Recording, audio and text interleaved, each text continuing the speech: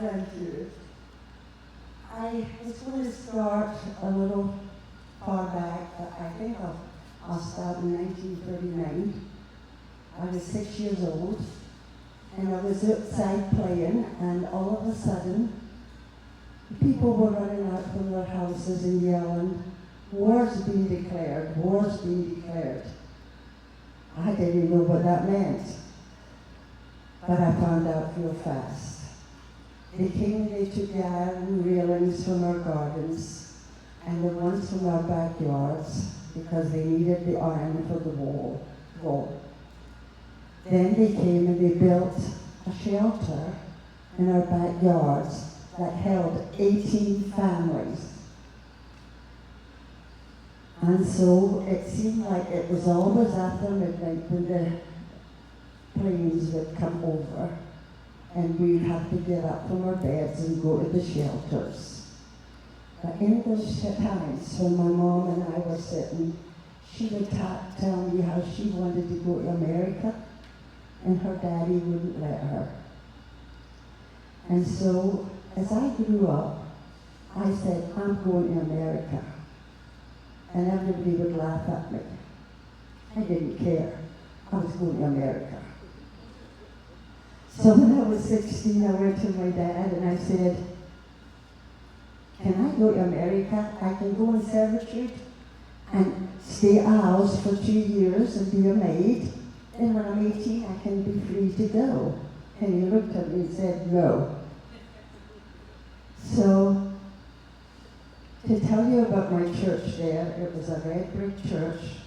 Our pastor was Reverend Stewart, the jolliest man I ever knew. And we went to church at 11 o'clock, just as you do. But our Sunday school was at 2:30 in the afternoon. And then we went back to church again for 7 o'clock. So Sundays we were in the church. And on Thursday nights, in the basement, we learned Scottish country dancing. Life was like that for me till I became 15. In my country, you graduated at 14. And they decided to change it. On April the 1st, they changed it to 15. My birthday is April the 3rd. So I had to go to school another year because of that. And when I got out of school at 15, I went to work in Collins. It was a book binding, the biggest one in the world, by the way. We made books for all over the world. And we were making the books for Japan. Baby Jesus looked Japanese, and so does his parents. Of course, I understood what the book was about, but I couldn't read Japanese, sorry. I went away from the church for a while, and I just didn't know what I was looking for. And then one day, my grandmother got a letter from America.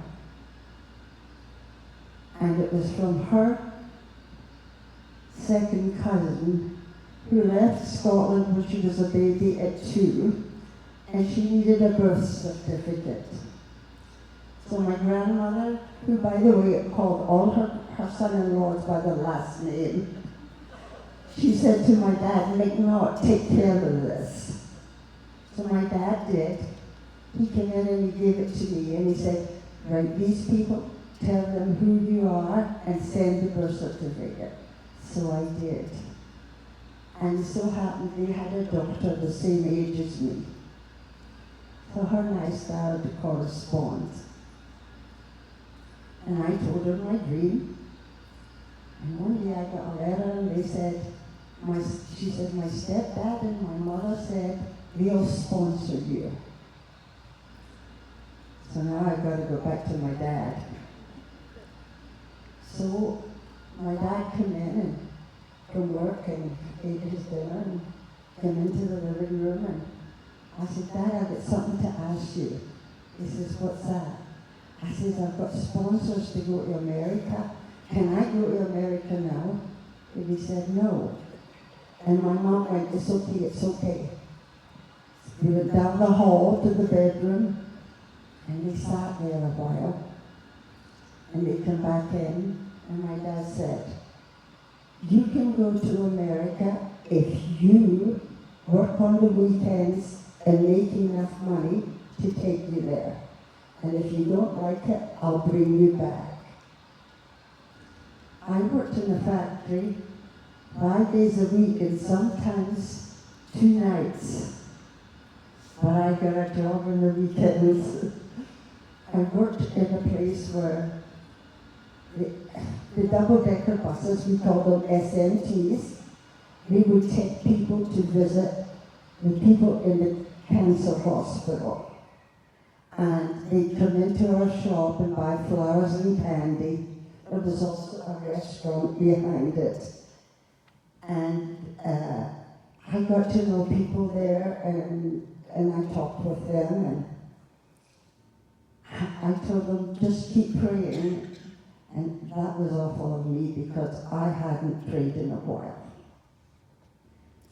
But then once I got the papers and I had to get ready to come to America, you'll never know what we have to go through.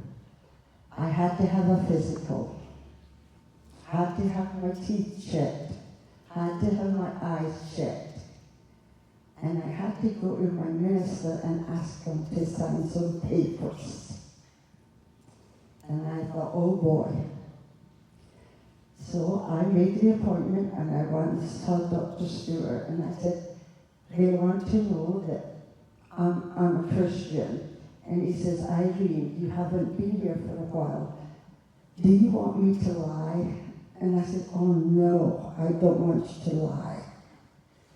And we sat and we talked, and I cried. And then he signed my papers.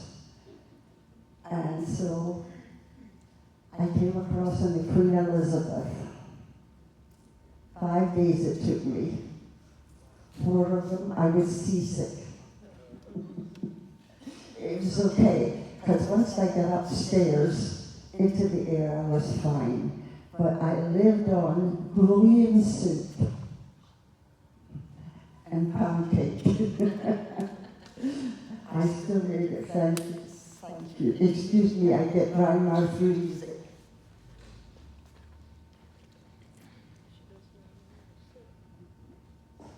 Anyway, I got to Ohio the next day.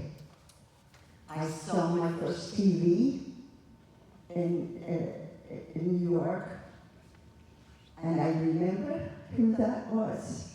It was, I don't know if you'll remember him, but his name was Tony Martin. And he had an hour musical. And of course, I was going to be sleeping on the couch. It opened up into a bed. And they made me sit there, and they brought me my dinner. And I was in bed. I was so exhausted because we were in a big room on the boat. And they would call your name, you went up, and they gave you your passport and told you where your luggage was. Well, guess what? Guess who was the last one on that boat? And I thought, that's not right. My name, they went by alphabetical order. Why am I being so long? Well, they picked up my x-rays, and they're going like this and this. And then they called me down, and I went down. And he said, what's that spot underneath your rib cage? And I looked at him and I said, that looks like a water spot, you know, water. He looked at me, he looked at the men around him, and he said, here's your passport, go. So it was kind of late when I got to the house I was going to, so they put me to bed and brought my dinner, and the next day they put me on a bus for here.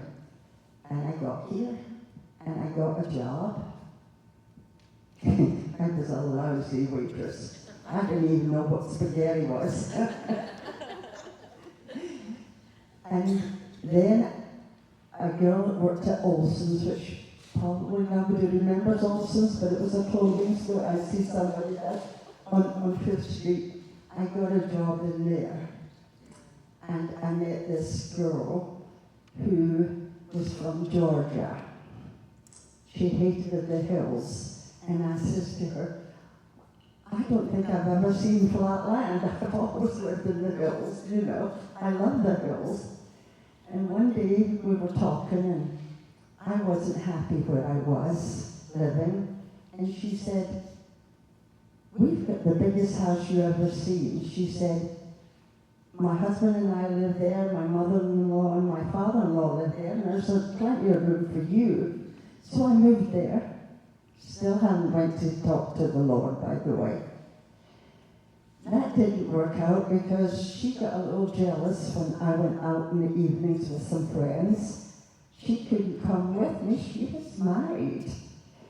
So this girl that was another girl who became a friend of mine, her name was Sandy. And Sandy said to me, my mom died 2 years ago and left me her house. There's only 2 bedrooms in it and my father lives here. And I said, what do you mean? She said, you'd have to sleep in my room. And I said, well, I don't care. Well, her and I were the best friends. She was so good. And she took me to a church down in Newell. And I didn't feel anything. Then, one day, it was late October, I walked up to this field that had haystacks.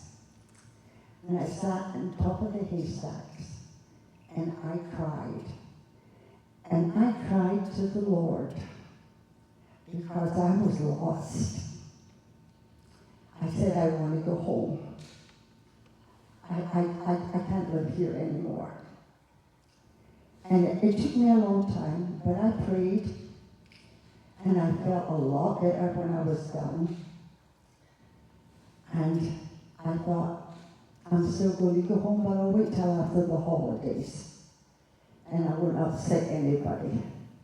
So November came, and that was the year I had lived here.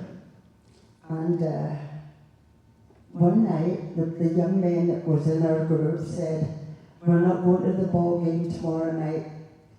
Reese is coming home from the service, and we're going out with him. And we said, okay, we didn't care, you know. We had something else we could do, so the next morning they called us and said they had hit black ice.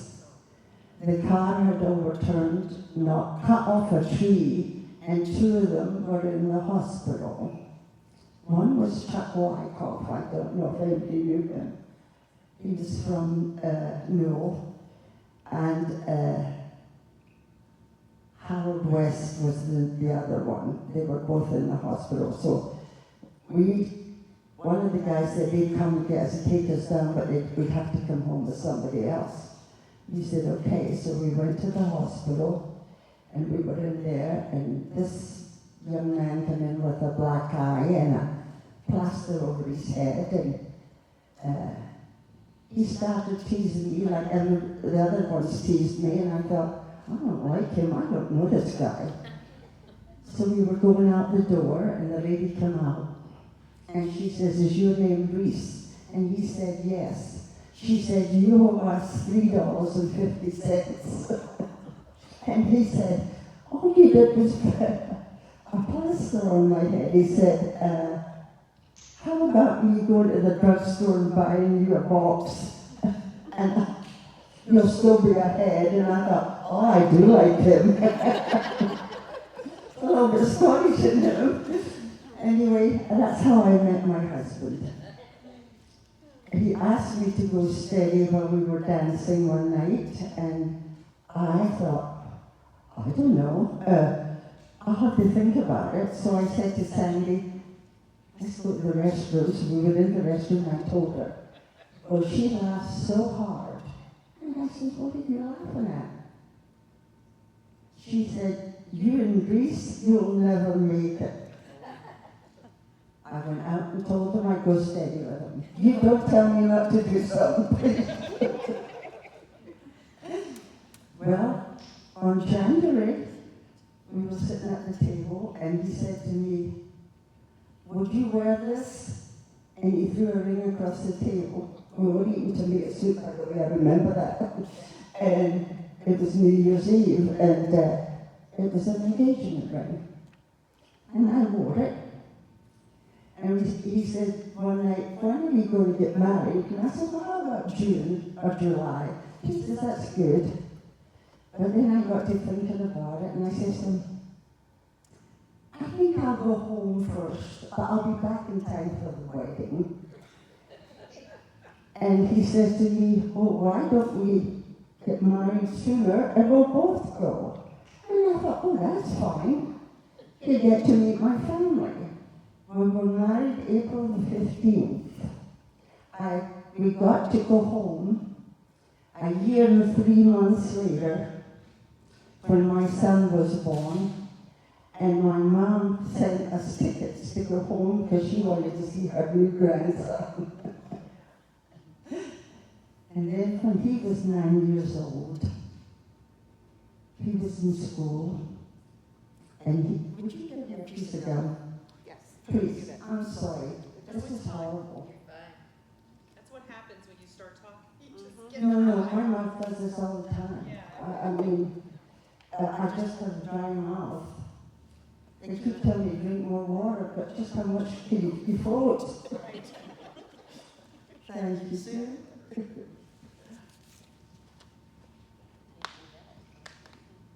It's terrible, isn't it, to do that in front of people? No, it's not. It's okay. It's fine. You're among friends.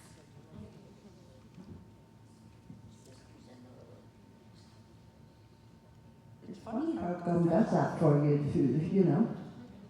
But it does. Anyway, my son came home from school with a card that says Christ for Youth. And he said, Mommy, can I go to that? And I said, you certainly can, honey. I'll meet you, and I'll take you to the church. So that's what I did. And I walked into the church, and there was a lady standing there. Her name was Lois Smith. Her and her husband owned Smith and Phillips. Of course, I didn't know that at the time, you know.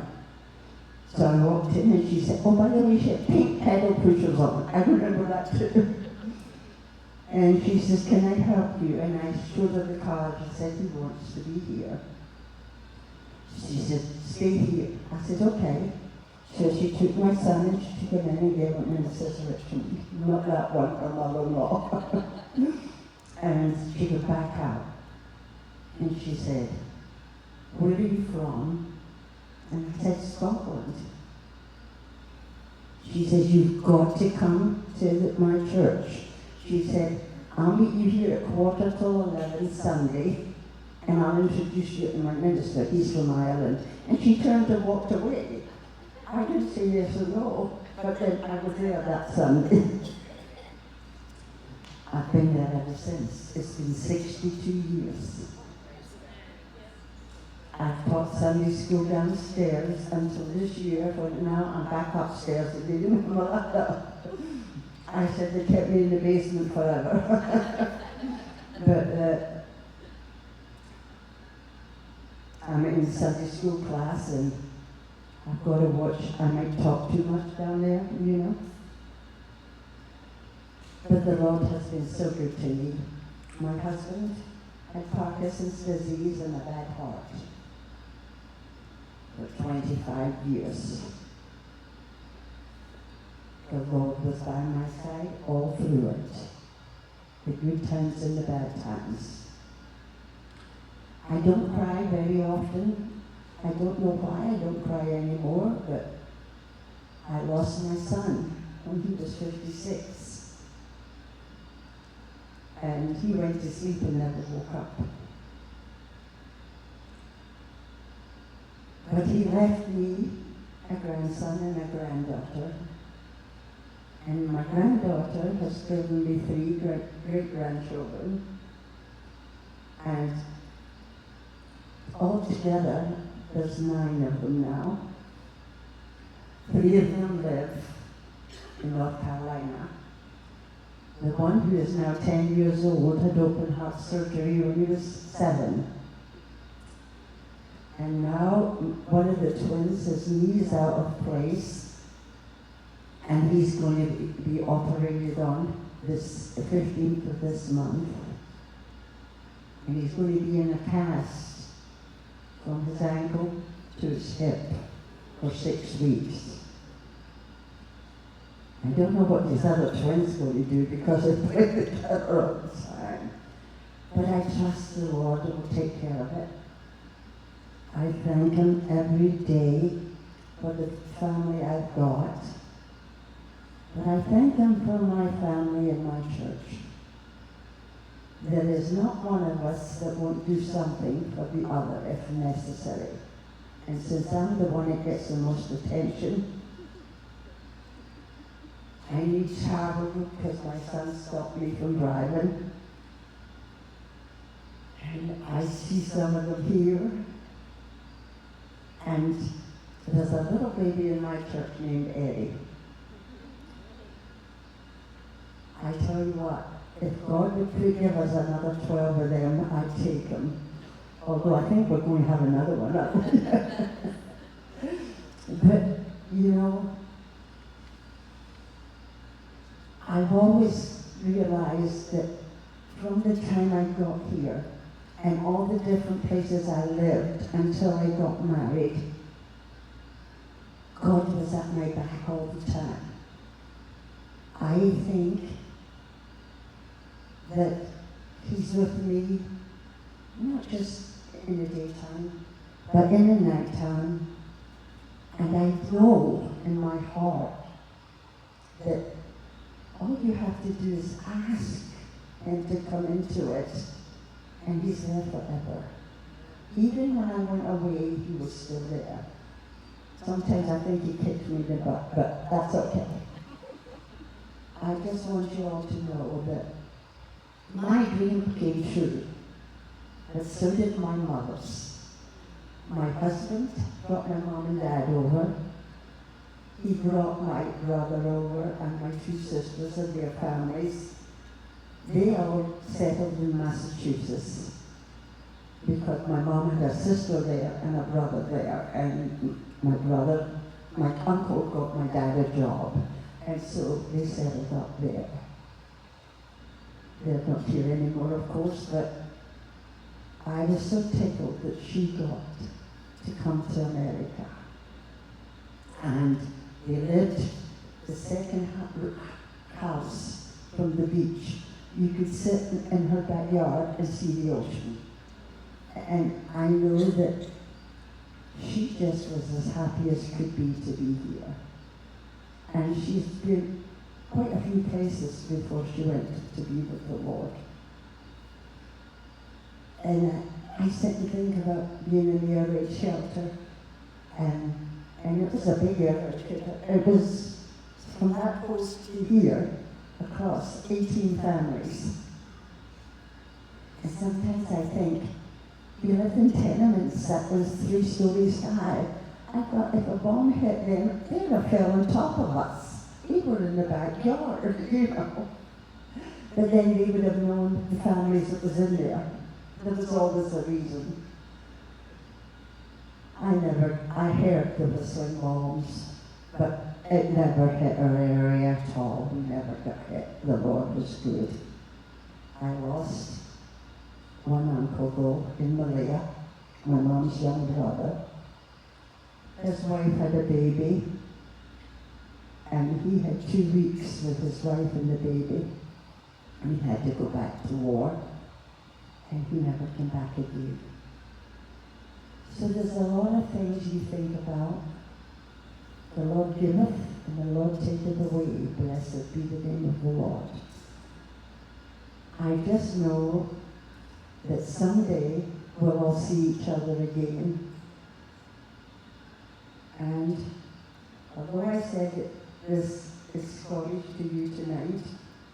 I say that 21st Sun every night. I say it in American though.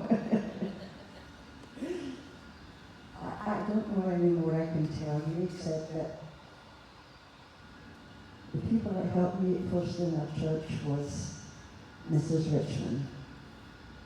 I was going upstairs to my class and she grabbed my arm and she said, I need you downstairs.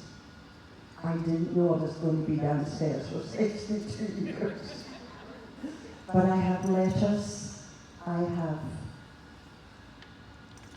things from the kids that went through our Sunday school class, grew up, and got married.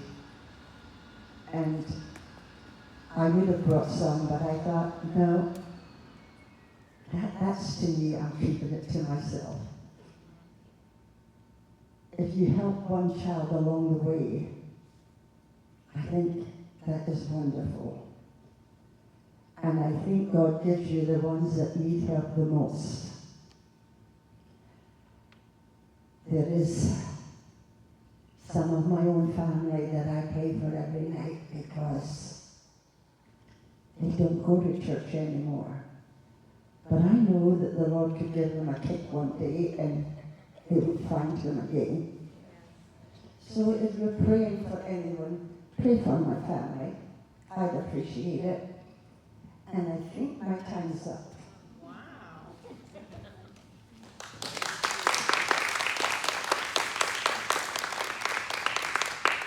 I could read you Robert Burns's poem, but you wouldn't understand it.